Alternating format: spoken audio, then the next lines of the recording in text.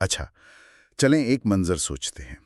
ایک ایسا منظر جو شاید بہت سے کاروبار کرنے والوں کے لیے جانا پہچانا ہو۔ جی۔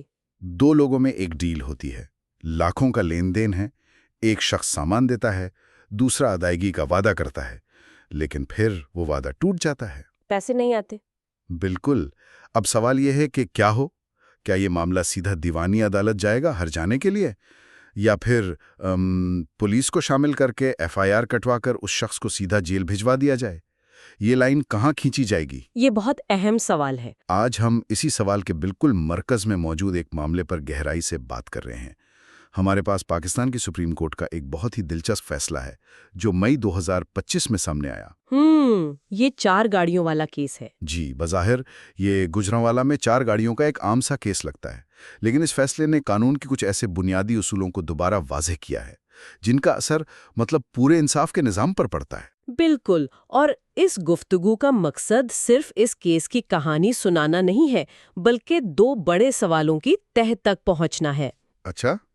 پہلا یہ کہ ایک ناکام کاروباری معاہدہ کب ایک عام دیوانی جھگڑا رہتا ہے اور کب وہ خیانت مجرمانہ یعنی کرمنل بریچ آف ٹرسٹ جیسا سنگین جرم بن جاتا ہے۔ صحیح۔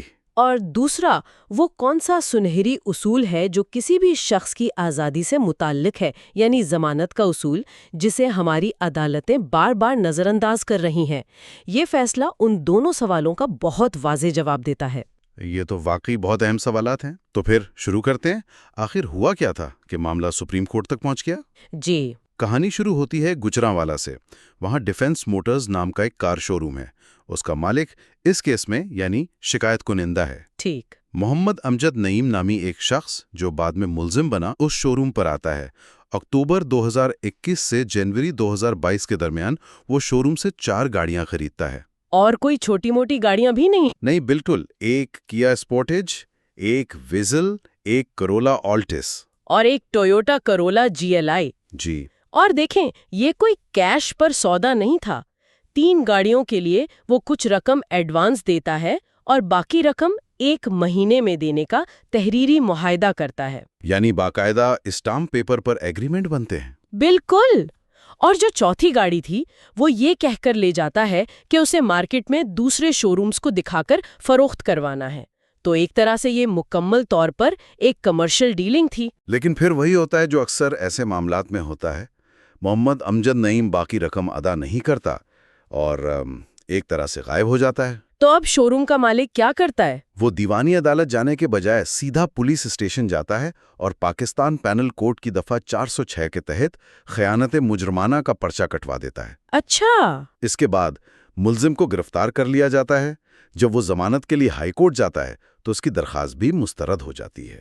مثلاً یہ کہ FIR درج کروانے میں 5 مہینے کی تاخیر کیوں ہوئی؟ اگر کوئی آپ کے ساتھ لاکھوں کا فراڈ کرے تو آپ فوراً ایکشن لیتے ہیں نا، مہینوں انتظار نہیں کرتے۔ صحیح بات ہے۔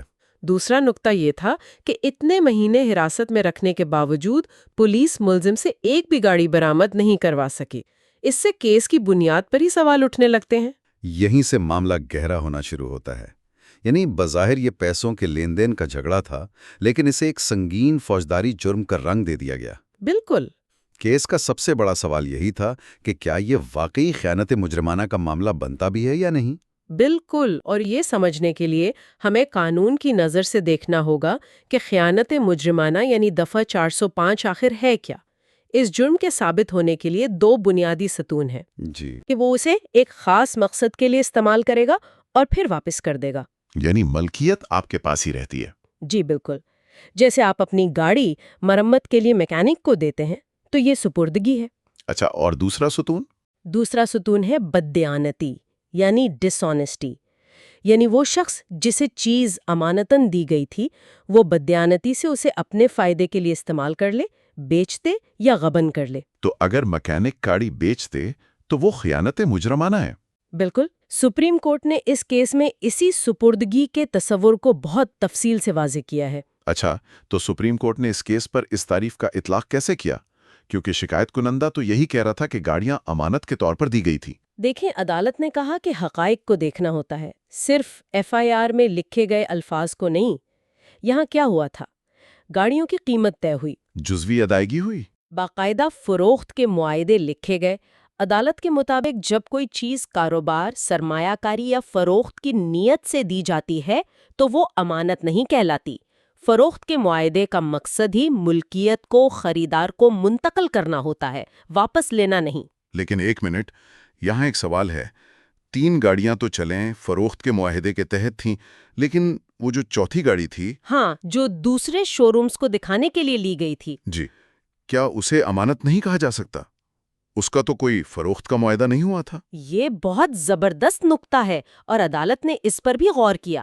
عدالت نے کہا کہ اس چوتھی گاڑی کا مقصد بھی بالآخر فروخت ہی تھا۔ اچھا، وہ اسے ذاتی استعمال کے لیے یا محفوظ رکھنے کے لیے نہیں لے گیا تھا، بلکہ ایک کاروباری سرگرمی کے لیے لے گیا تھا جس کا مقصد کمیشن یا منافع کمانا تھا۔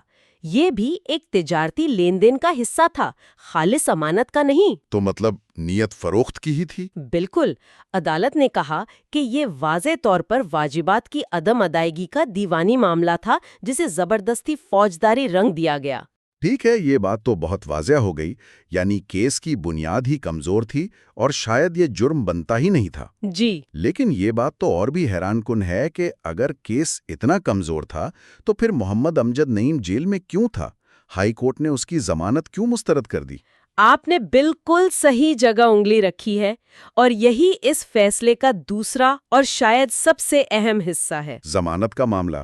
جی، سپریم کورٹ نے یہاں ضمانت کے قانون کے ایک سنہری اصول کو دہرایا جو اس نے اپنے ایک تاریخی فیصلے طارق بشیر بنام ریاست میں قائم کیا تھا۔ یہ اصول اتنا اہم ہے کہ اسے ہر جج، وکیل اور پولیس آفیسر کو سمجھنا چاہیے۔ وہ اصول ہے کیا؟ قانون غیر ضمانتی جرائم کو سزا کی شدت کی بنیاد پر 2 حصوں میں تقسیم کرتا ہے۔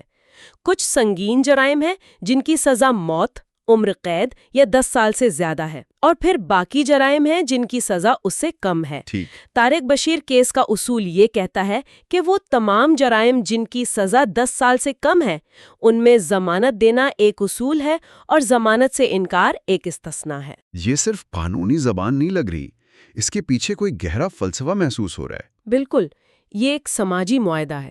اس کا مطلب یہ ہے کہ ریاست کسی بھی شخص کی آزادی اس وقت تک نہیں چھین سکتی جب تک اس کا جرم ثابت نہ ہو جائے۔ اسے بے گناہی کا تصور یعنی پریزمپشن آف انوسنس کہتے ہیں۔ جیل سزا کاٹنے کے لیے ہے، تفتیش کے دوران دباؤ ڈالنے یا کسی کو ہراساں کرنے کے لیے نہیں۔ یہ اصول فرد کی آزادی کے تحفظ کی ضمانت دیتا ہے۔ تو پھر وہ کون سی غیر معمولی وجوہات ہیں جن میں عدالت ضمانت دینے سے انکار کر سکتی ہے؟ سپریم کورٹ نے اس فیصلے میں 4 واضح حالات بتائے ہیں۔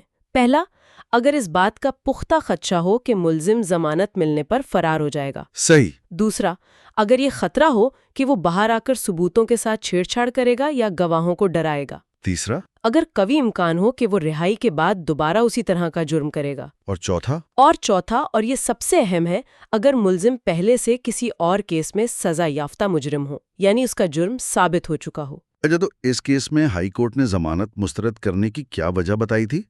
ان 4 میں سے کون سی وجہ تھی؟ یہی تو اس کیس کا سب سے چونکا دینے والا پہلو ہے۔ ہائی کورٹ نے ضمانت اس لیے مسترد کی تھی کہ محمد امجد نعیم پر اسی طرح کے 3 اور مقدمات بھی درج تھے۔ لیکن سپریم کورٹ نے کہا کہ یہ قانون کی سنگین غلط فہمی ہے۔